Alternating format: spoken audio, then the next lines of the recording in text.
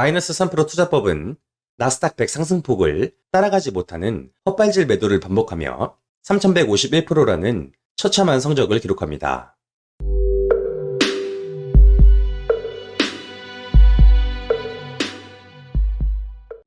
안녕하십니까? 미국 주식으로 부자돼서 조균대하기 주리치TV입니다. 오늘은 나스닥 폭락에 대처하기 위한 투자법을 소개해드리고 시뮬레이션을 통해 각 투자법의 효과를 검증해 보겠습니다. 먼저 투자법 소개입니다.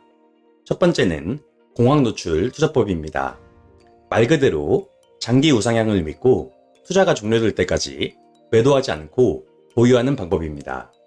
두 번째로는 조던 김장섭 저자 내일의 불안은 책에 나오는 내용으로 마이너스 3% 투자법입니다. 종가 기준 나스닥 종합지수 마이너스 3%가 뜨면 폭락의 전조현상으로 보고 보유 주식을 전량 매도합니다. 최근 30년 동안 종가 기준 나스닥 지수 마이너스 3% 이상을 기록한 일수는 214일입니다.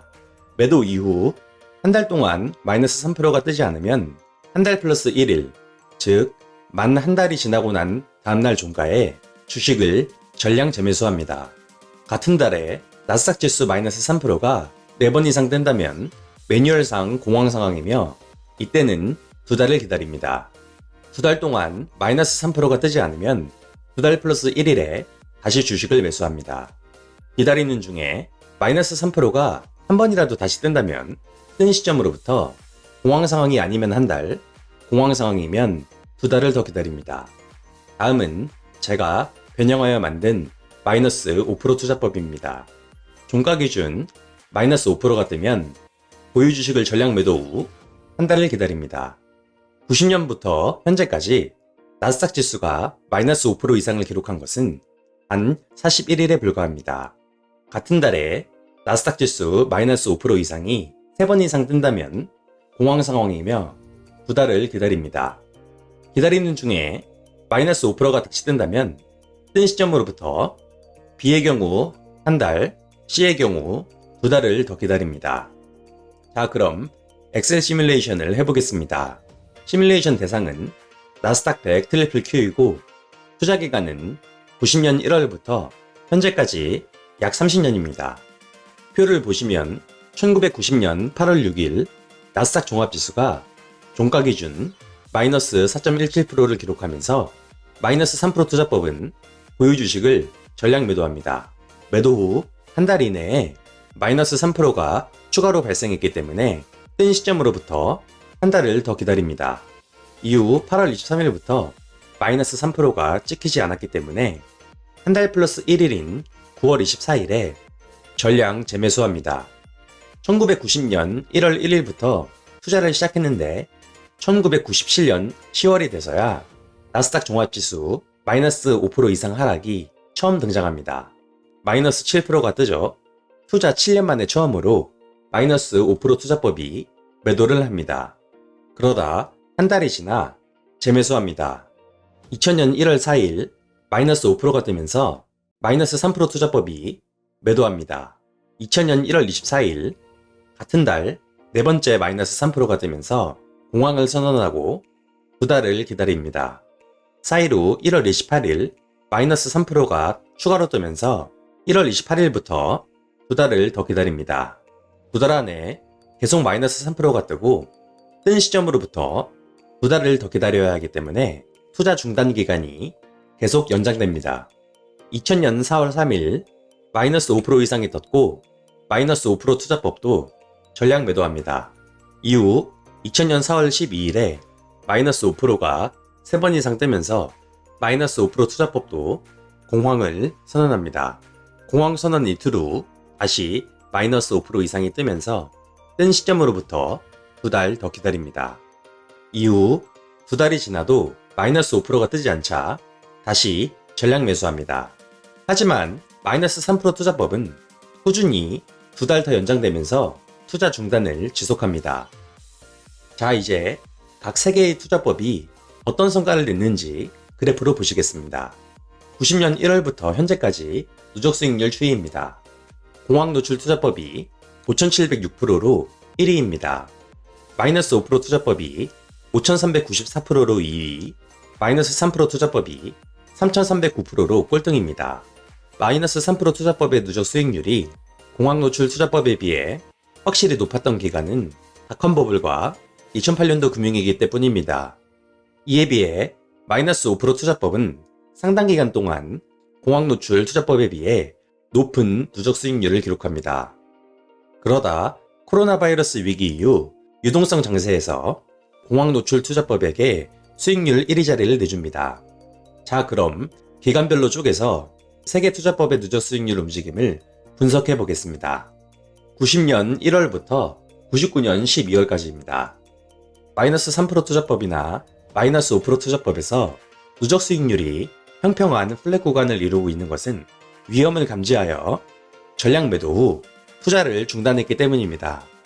문제는 투자를 중단하고 있을 때 나스닥 100이 갑자기 치고 올라간다는 점입니다. 마이너스 5% 투자법은 비교적 늦지 않게 폭등 대열에 합류하지만 마이너스 3% 투자법은 너무 늦은 시기에 재매수하여 다른 두 투자법에 비해 누적 수익률이 확 낮아집니다. 자, 이제 닷컴버블 시기를 보겠습니다. 2000년도 초가 되자 마이너스 3% 투자법은 일찌감치 전량 매도하고 03년 중순까지 약 2.5년 동안 투자를 중단합니다. 이 시기에 공황노출 투자법은 계속 폭락합니다. 2001년도 초반이 되자 마이너스 5% 투자법이 누적 수익률 1위 자리를 차지합니다.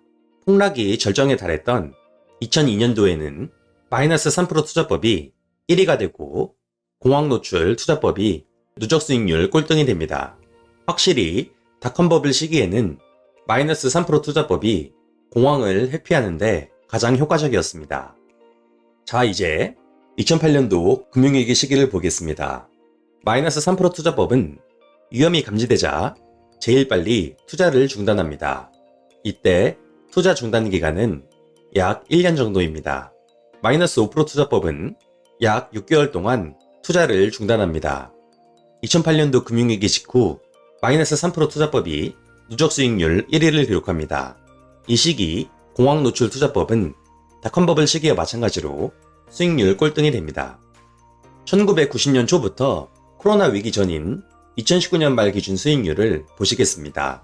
마이너스 5% 투자법이 누적 수익률 4,645%를 기록하여 매도 없이 존버하는 공황노출 투자법의 3,762%를 압도합니다.